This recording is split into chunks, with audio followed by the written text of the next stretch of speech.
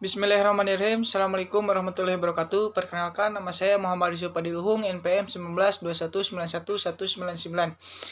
Di sini saya dari Penjas 2F akan menjelaskan materi tentang motorik dan teori belajar gerak. Yang pertama ada pengertian motorik.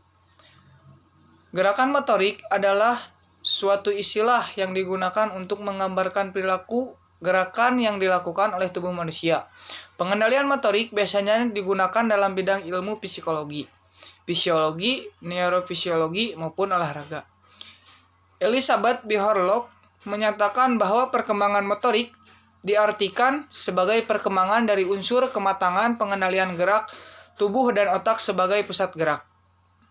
Gerakan ini secara jelas dibedakan menjadi gerakan kasar dan halus. Yang pertama ada perkembangan gerakan motorik halus.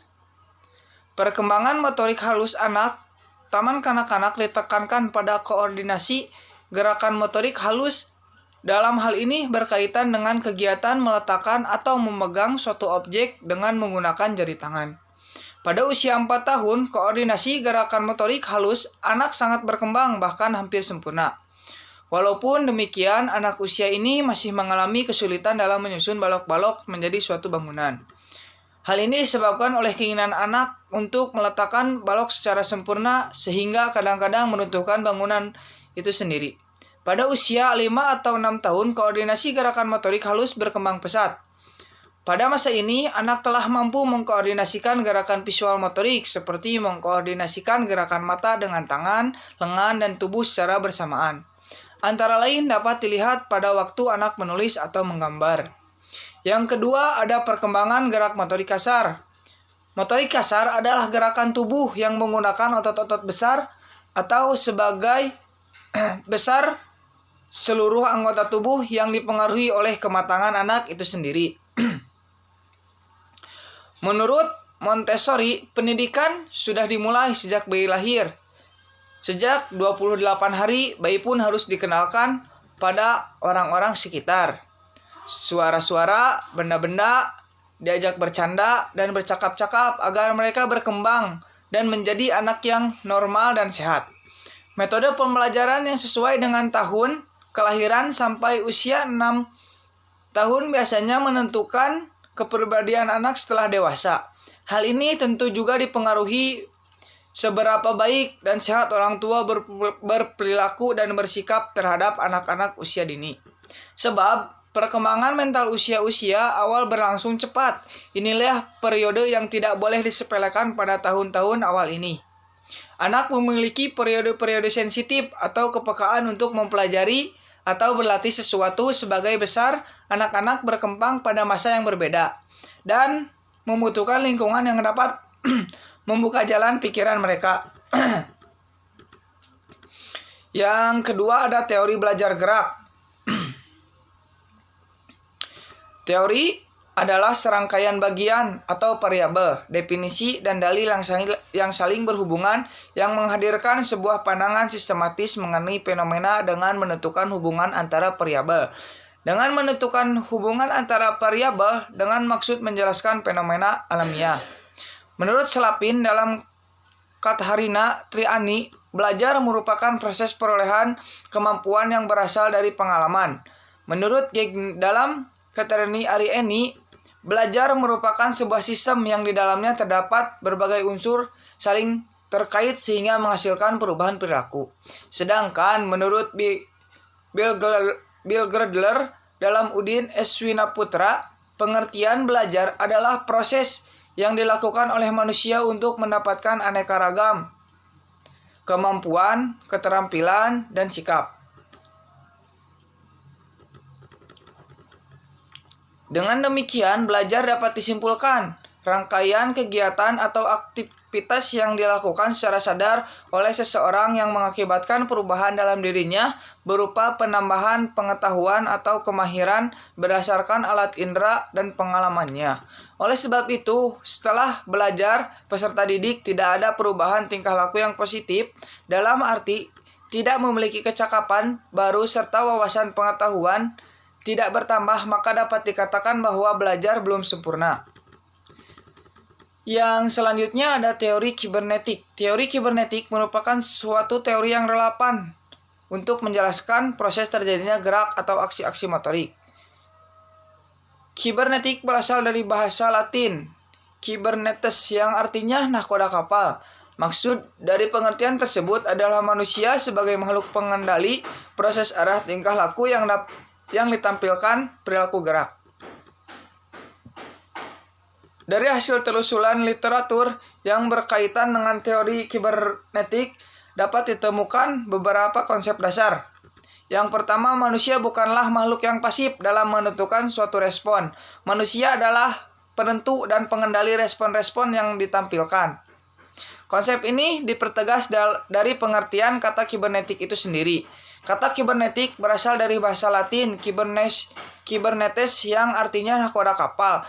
Maksudnya adalah manusia merupakan penentu dan pengendali proses dan arah tingkah laku yang ditampilkan. Yang kedua, manusia memiliki suatu sistem yang memungkinkan terjadinya ilmu pengaturan dan pengendalian informasi. Yang ketiga, teori kibernetik menerangkan tingkah laku dan aksi-aksi motorik manusia sebagai suatu model internet yang dinamis, di mana tingkah laku tergantung pada fleksibilitas dan kemampuan adaptasi reaksi. Yang keempat, pengaturan dan pengendalian aksi-aksi motorik dimungkinkan karena adanya sistem dan mekanisme informasi umpan balik secara berkelanjutan, terutama umpan balik proprioceptive,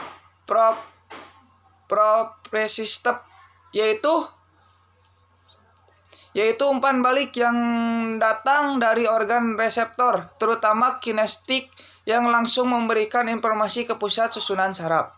Teori kibernetik memandang manusia sebagai suatu sistem informasi. Artinya dalam menampilkan suatu respon, manusia aktif dalam menerima dan mengolah informasi secara internet, yaitu pengalaman informasi secara psikis. Yang selanjutnya ada fase-fase gerak. Beberapa ahli sependapat bahwa belajar keterampilan motorik berlangsung melalui beberapa tahap. Motorik merupakan media dalam mempelajari pendidikan jasmani dan olahraga. Oleh karena itu, tahap-tahap belajar yang dilakukan adalah sama dengan orang belajar keterampilan yang lain. Tahap belajar ada beberapa. Yang pertama, tahap belajar gerak yaitu dibagi menjadi 3. Ada tahap pembentukan rencana, tahap latihan, dan tahap pelaksanaan. Yang selanjutnya ada fase belajar keterampilan motorik. Yang pertama ada fase kognitif. Dalam fase kognitif, mulai mempelajari suatu tugas baru dibutuhkan informasi secara melaksanakan tugas gerak yang bersangkutan dengan benar. Oleh karena itu, pelaksanaan tugas gerak diawali dengan menerima informasi dan pembentukan pengertian. Tahapan ini merupakan awal dalam belajar motorik. Pada tahap ini seringkali terjadi kejutan berupa peningkatan yang besar bila dibandingkan dengan kemajuan pada tahap-tahap berikutnya.